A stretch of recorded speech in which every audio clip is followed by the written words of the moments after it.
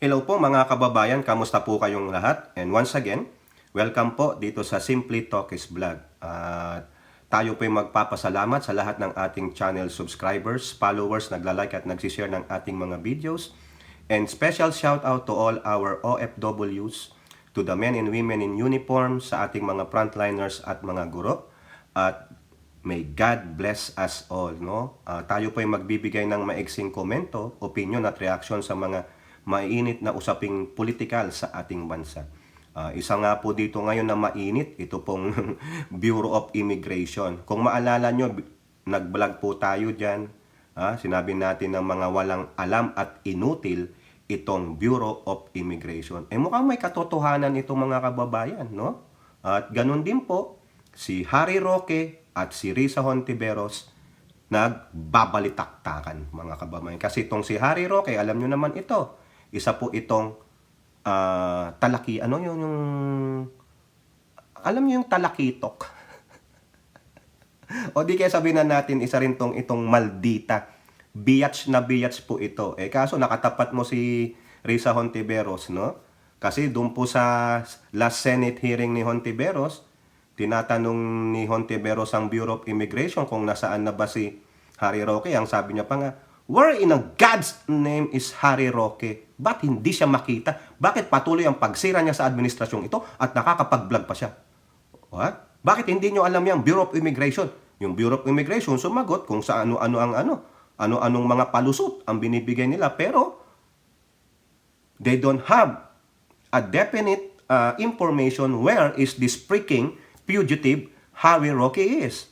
Ang alam lang nila, nasa Japan siya, he wants to go to US, dito sa US, pero pinrevent po siya ng Japan immigration. So nasaan siya ngayon? Nasa Japan pa ba siya? Where in Japan is he? Aba, antindi po ng sinabi dyan ni Risa Hontiveros, no? Talagang itong Bureau of Immigration, sa akin lang pong opinion, sana wag magagalit ang Bureau of Immigration. Commissioner Biado, tama ba? Commissioner Biado ba? Can you really clean up and fix the Bureau? Under kayo ng DOJ, di ba? O DOJ, how you gonna manage that? Ang dami pa rin po, sa totoo lang, ang dami pa rin mga corrupt na mga empleyado ng immigration. Dapat, if you have a political will, sabi nga nila, kung gusto, may paraan. Kung ayaw, ang dami dahilan. Di ba, Chis Escudero? Kasi mga kababayan, no, biruin nyo during that hearing na ginanap nila Hontiveros, I believe, Monday, sumang-ayon po si Senator Wing Gatchalian kay Risa Hontiveros. Sa sobrang pagkadismaya ni Gatchalian, no, umayon siya na binibigyan po nila ng taning ang Bureau of Immigration to finish the report on how Alice Goo escaped. Yan po yung balita sa GMA News, no? Ibubuod na lang natin itong mga kababayan. Ang sabi ni Gatchalian ay support yung ultimatum na final report. Dahil importante nga na mapakita ng Bureau of Immigration na may kakayahan sila at meron silang initiative para malaman itong issue na ito at ano yung katotohanan. I support Risa Hontiveros' call. Kung hindi nila mapakita, then ang pinapakita nila sa atin, yung kanilang kahinaan at walang inisyatibo. Tama ako. Walang alam. Mga inutil. Bakit, mga kababayan? Bakit? Bakit ganyan ang mga nasa Bureau of Immigration, sometimes Bureau of Customs, sa mga Ports Authority, sa ating Coast Guard, na talamak ang korupsyon. Talamak yung walang hinanakit sa kapwa at sa sambayan ng Pilipino at sa bayan. Halimbawa, may mga kakutsaba silang mga kartel, may palulusutin silang mga kargamento o tao. Di ba? Meron pong kartel sa loob ng mga ahensya na yan. So nakikiusap tayo kay Commissioner Biado. Kung talagang may political will si Commissioner Biado, hindi ka takot na masawata yung kartel sa loob ng ahensya na yan? Gawin po ninyo, nakakahiya po ang image ng Bureau of Immigration. At the same time, anong department yan? DOJ? Nakakahiya ang DOJ? Biro nyo, Department of Justice? Where is the justice there? Kung hindi nyo malaman kung paano nakalabas ng bansa si Alice Guo. Sinasabi nyo, through backdoor. Saan sa backdoor? Sino ang mga taong tumulong sa kanya na kapwa Pilipino natin o mga foreigner? Dapat may managot.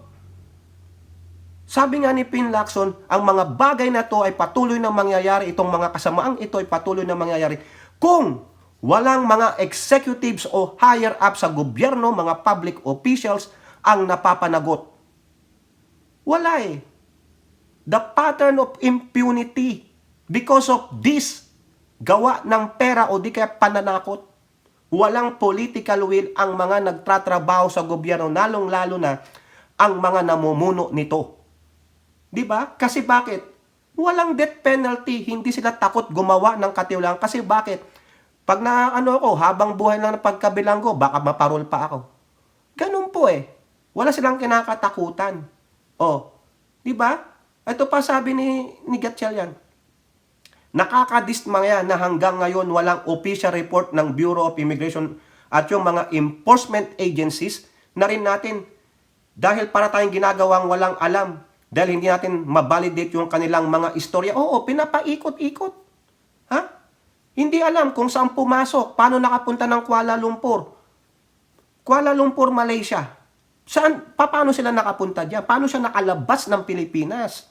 Sino nagpalabas sa kanya? Bureau of Immigration. Mahina kayo. Dapat sa inyo tanggalin lahat kayo. Ipalit na lang ang militar dyan. Visit. Walang alam mga kababayan. Birin nyo 6 months. Wala talaga. Nagpa-petiks-petiks. Ibig sabihin, mahina ang pamamahala. O baka naman may tinatago kayo. Then so be it. Kung may masasagasaan ng malaking tao, whether politiko, businessman, so be it. Ipakita natin that the law does not exempt no one. The law applies to everyone. Kaso sa Pilipinas wala eh. Bakit? Kwarta, kapit, palakasan, ganun po, rotten. Sana naman sa pamumuno ni Pangulong Marcos, isa yan sa masawata. May masampulan mga kababayan. O ano pa ang kagaguhan ng Bureau of Immigration na ito? Commissioner Biado, alam mo ba ito? Another GMA News article. Wing Gatchalian wants BI probe for letting Pogo deportees buy on airline tickets. Ito po yung sinasabi ni Hontiveros na 3 big drug lords na dineport pero pag may layover, hindi po direct flight from Manila to whatever sa China. Kundi may layover. Pagdating sa layover, 4 hours, 6 hours, nawala na yung mga deportees. Ibig sabihin, hindi sila inescortan? O baka may kakutsaba na naman mga kababayan. Tingnan nyo, hinayaan ng Bureau of Immigration na ang mga deportees, itong mga drug lords na ito, mga kriminal, na sila ang bumili ng ticket. Oh, anong sabi ni Gatchalian? Actually, katangahan. Katangahan.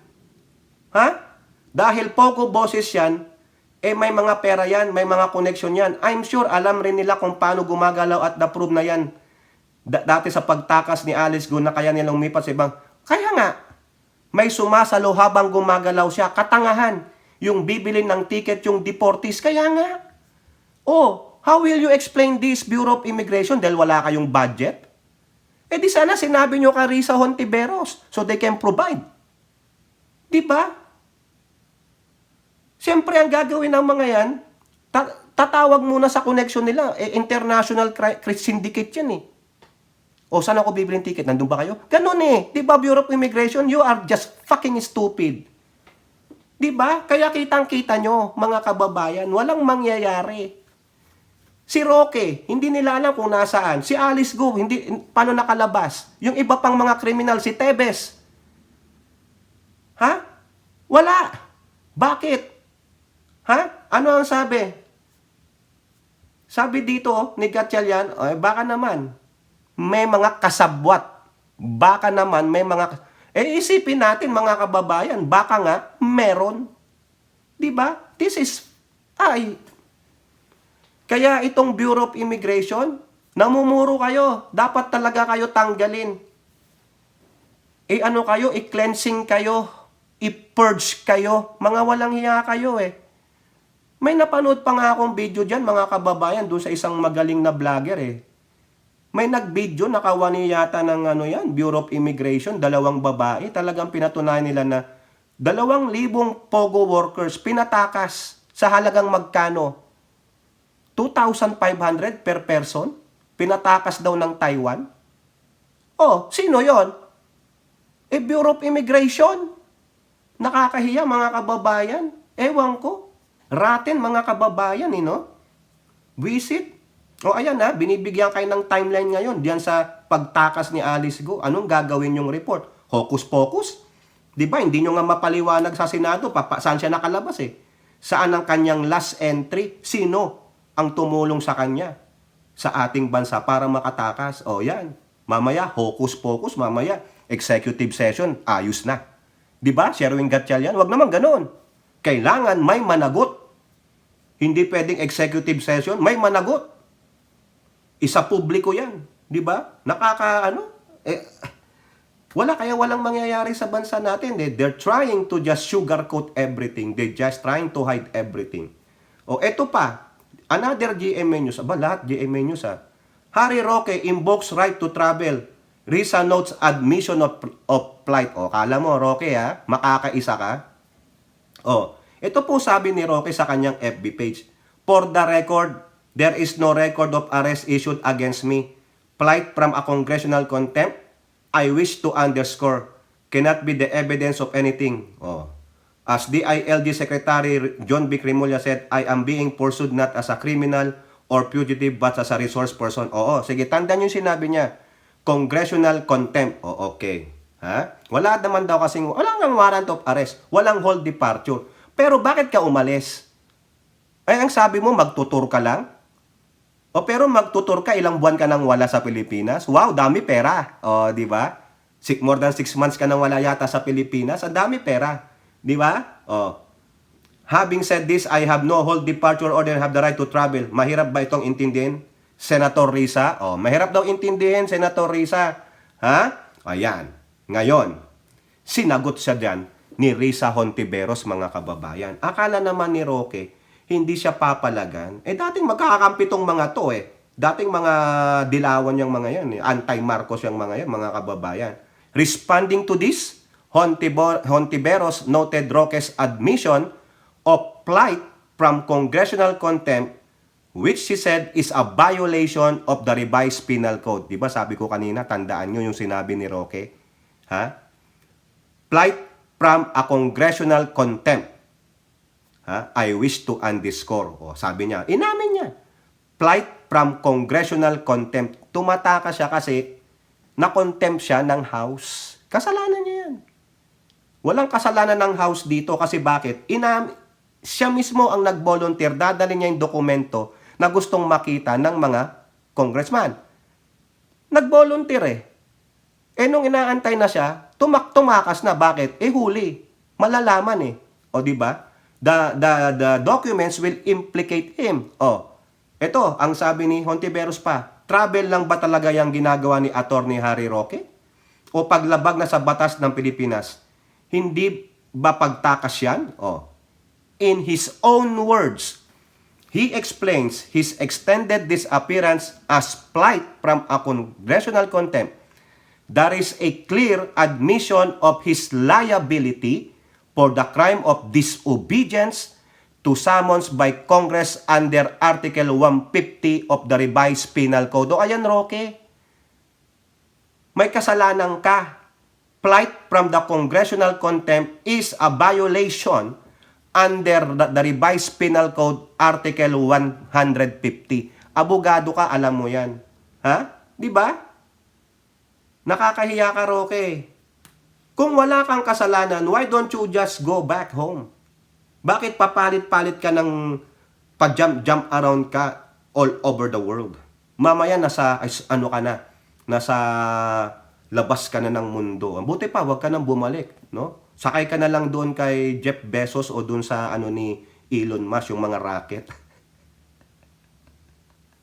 Di ba? Dami pera ni Roque. Pero sabi nung BI officer may info daw sila na nag one day lang daw sa China eh. Wow, one day tapos labas. What did you do there? Ano, sa palagay nyo, ano ginawa ni Harry Roque na one day lang sa China? Biruin mo, tinor niya ang China in one day? Wow, palakpakan! Dami kwarta mga kababayan. Ha?